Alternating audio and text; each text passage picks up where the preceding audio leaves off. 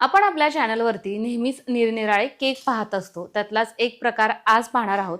अगदी कमी वेळ आहे आणि तरी देखील तुम्हाला अशी ऑर्डर असेल की सरप्राईज थीम केक करायचा आहे, तर तो कसा कंप्लीट करायचा हे मी आज दाखवणार आहे. माझ्याकडे आहे अगारो मार्वल 48 लिटर कॅपॅसिटी असणारा हा OTG. याच्यासोबत आपल्याला बऱ्याचशा ॲक्सेसरीज मिळतात. ट्रे आणि इतर गोष्टी आपल्याला लागणार नाहीयेत. ही जाळी किंवा हे रॉड आपण इथंच ठेवलेले आहेत. झाकण लावून घेऊयात आणि इथं तुम्ही बघताय हे ग्लासचं लीड आहे, जेणेकरून आतला पदार्थ कशा पद्धतीनं बेक होतोय हे आपल्याला बाहेरून समजतं. OTG आपल्याला प्रीहीट करायचं आहे. 3 फंक्शन देण्यात आलेले आहेत. सगळ्यात अगोदर हे आहे टेम्परेचर. तर केकसाठी आपण काय करतो 180 टेम्परेचर निवडत असतो. जर 160 सुद्धा तुम्ही घेऊ शकता, पण त्यामुळे काय होतं मग जास्त वेळ लागतो बेकिंगसाठी. आणि आपल्याला खालचे आणि वरचे दोन्ही रॉड चालू ठेवायचेत आणि 10 मिनिट याचा टायमिंग आपण लावतोय. एका बाउलमध्ये आपण घेत आहोत 2 cup chocolate premix, 2 tablespoon refined oil टाकून घ्यायचे. आता आपल्याला थोडं थोडं करून आवश्यकतेनुसार पाणी टाकून घ्यायचंय आणि याचं एक छान असं बॅटर तयार करायचंय. इथं आपण हे रेडीमेड प्रीमिक्स वापरले, पण याच्या अगोदरच्या रेसिपीमध्ये मी तुम्हाला होममेड प्रीमिक्स कसं करायचं ते सुद्धा सांगितलेलं आहे. तुम्ही आपल्या इतर रेसिपीज जर चेक केल्या तर ती रेसिपी सुद्धा तुम्हाला मिळेल किंवा डिस्क्रिप्शन बॉक्समध्ये मी त्या रेसिपीची लिंक देते. स्मूथ आणि फ्लोईंग कन्सिस्टन्सीचं आपलं हे बॅटर तयार झाले. तुम्ही याची कन्सिस्टन्सी बघू शकता. अशा पद्धतीचं आपल्याला हे हवंय. केक टीन घेतलेला आहे आणि त्याला अगोदरच मी तेलानं ग्रीस करून घेतले. जर तुम्हाला आवश्यकता वाटत असेल तर तुम्ही याला बटर पेपर सुद्धा टाकू शकता खाली. मी टाकलेला नाहीये. फक्त तेल जरी लावलं तरी सुद्धा आपला केक व्यवस्थित असा डिमोल्ड होतो. हे सगळं बॅटर टीनमध्ये ओतून घ्यायचंय. आता हा टीन साधारण एक 5 ते 6 वेळा आपल्याला अशा पद्धतीनं टॅप करायचा आहे, जेणेकरून याच्या आतमध्ये जे काही हवा निर्माण झाली आहे ती बाहेर निघून जाते आणि आपला केक एकसारखा शिजतो. OTG प्रीहीट झालेला आहे. केक ठेवून घ्यायचा आणि आता आपण याचा याचं जे टायमिंग आहे की नाही ते 40 मिनिटासाठी लावतोय.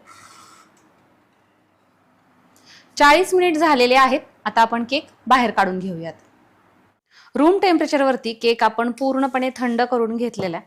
आता आपल्याला काय करायचंय, फक्त हा जो कडेनी आहे ना तो असा चाकून मोकळा करून घ्यायचा आणि इथे तुम्ही बघताय अगदी सहजपणे हा आपला केक डिमोल्ड होतो. बघा, आपण क्रीम बीट करतोय. ही आहे व्हिपिंग क्रीम, जी आपण फ्रीजरमध्ये स्टोअर करून ठेवतो, त्यामुळे ती एकदम घट्टसर अशी असते. पण क्रीम बीट करण्यासाठी ती आपल्याला पूर्णपणे पातळ स्वरूपात लागते. त्यामुळे केक करायच्या अगोदर कमीत कमी अर्धा तास ही आपल्याला फ्रीजरमधून बाहेर काढून ठेवायची असते. आपण जे व्हिपिंग क्रीमचं पाकिट बाहेर काढून ठेवलं होतं ना ते अर्धवट मेल्ट झालेलं आहे. आता हे स्पॅच्युलाने आपण पूर्णपणे वितळवून घेऊयात. क्रीम बीट करण्यासाठी आपण वापरत आहोत अगारोचा हा रॉयल स्टँड मिक्सर. आता रेग्युलरली एखाद दुसरी ऑर्डर असेल तर ठीक आहे, पण तुम्हाला रेग्युलर ऑर्डर येत आहेत, थोड्याशा जास्त ऑर्डर आहेत, तर त्यावेळेस काय होतं मग आपला बराचसा वेळ आहे की नाही क्रीम बीट करण्यातच जातो. तर अशा वेळेस हा जो स्टँड मिक्सर आहे ना तो अतिशय फायदेशीर असा ठरतो. याचा वापर फक्त क्रीम बीट करण्यासाठी होतो असं नाहीये, तर तुम्ही याच्यामध्ये पीठ सुद्धा मळू शकता किंवा आपल्या केकचं जे बॅटर आहे ते सुद्धा तयार करू शकता. त्यामुळे मल्टीपर्पज असा हा स्टँड मिक्सर आहे. क्रीम बीट करण्यासाठी आपण हे ब्लेड वापरलेला आहे. सोबतच आणखीन 2 वेगवेगळे ब्लेड मिळत आहेत. आणि जर खूप जास्त पातळ पदार्थ आपण याच्यामध्ये बीट करणार असेल तर हे झाकण सुद्धा दिलेले सेफ्टीसाठी की जेणेकरून बाहेर पदार्थ येऊ नये. रेग्युलर आपण ज्यावेळेस बीटरनं बीट करतो ना त्यावेळेस कसं करतो, सुरुवातीला थोडासा कमी स्पीड ठेवतो. तशाच प्रकारे आपण आता सुद्धा सुरुवातीला थोडासा कमी स्पीड ठेवलेला आहे आणि नंतर आपण स्पीड वाढवणार आहोत. कोणता स्पीड कशासाठी किंवा कोणतं ब्लेड कशासाठी वापरायचे ते इथे त्यांनी इन्स्ट्रक्शन दिलेले आहेत. त्या पद्धतीनं तुम्ही त्याचा अभ्यास करून हा स्टँड मिक्सर वापरू शकता.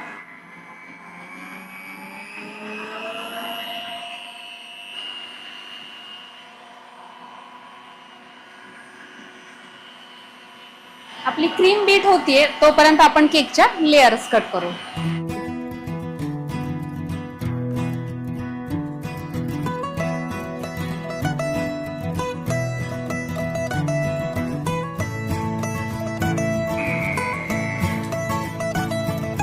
क्रीम चेक करूयात.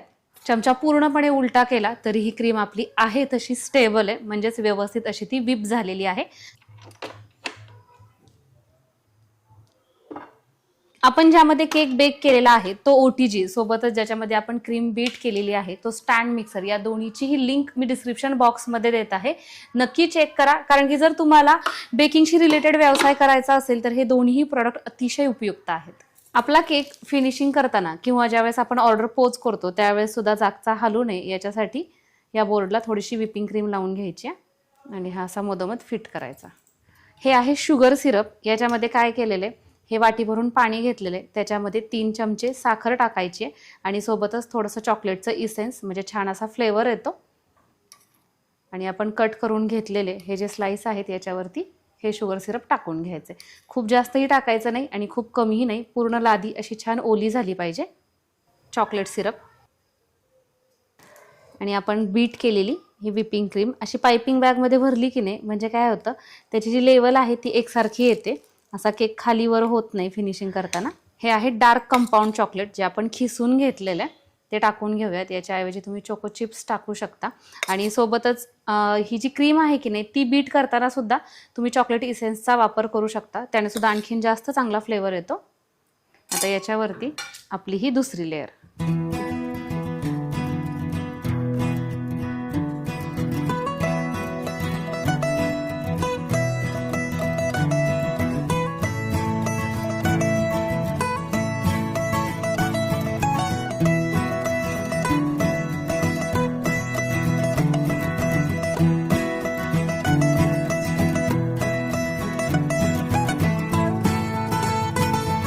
आता फक्त आपण एकदा हा स्पॅच्युला फिरून घेतोय, कारण की या तिन्ही लेअर आहेत की नाही त्या एकमेकांवर बसल्यात का हे आपल्याला बघायचं असतं. म्हणजे जर थोडीशी हलवण्याची आवश्यकता असली तर आपण आता त्याला हलवू शकतो शुगर सिरप. आता आपण कडेनं क्रीम लावून घेतोय.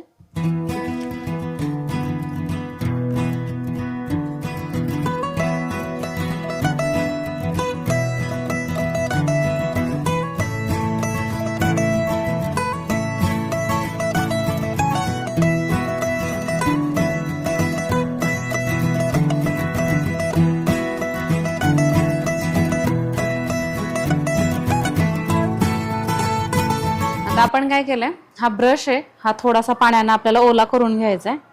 1 ते 2 वेळा हा ब्रश फिरवला आणि याला अशी क्रीम लागली की हा ब्रश परत पाण्यात बुडवून घ्यायचा. आता हा केक आपण साधारण अर्ध्या तासासाठी फ्रीजमध्ये ठेवतोय. केक व्यवस्थित सेट झालेला आहे.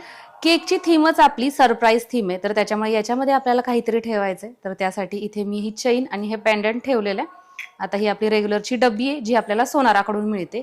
याला आपल्याला क्लीन रॅप पेपरनं कव्हर करून घ्यायचंय.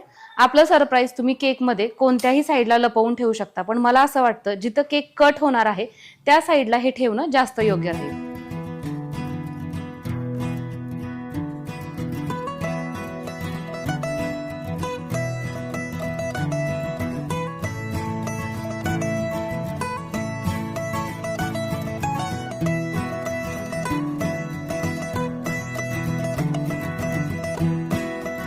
डार्क कंपाऊंड चॉकलेट खिसून घेतलंय.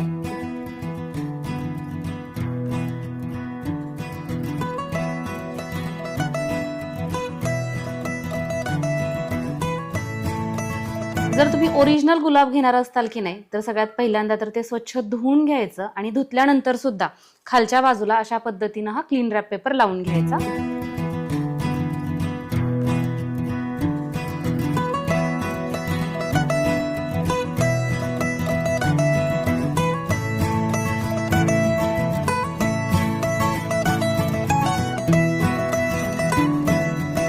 आपला केक पूर्ण झालेला आहे. आपण याला खूप जास्त अट्टास केलेला नाहीये, तरी सुंदर अशा पद्धतीचा आपण थोडक्यात केक केलाय. कसा वाटला कमेंट करून नक्की सांगा. आणि तुम्हाला सुद्धा जर असं कोणाला सरप्राईज द्यायचं असेल तर या पद्धतीनं तुम्ही नक्कीच देऊ शकता.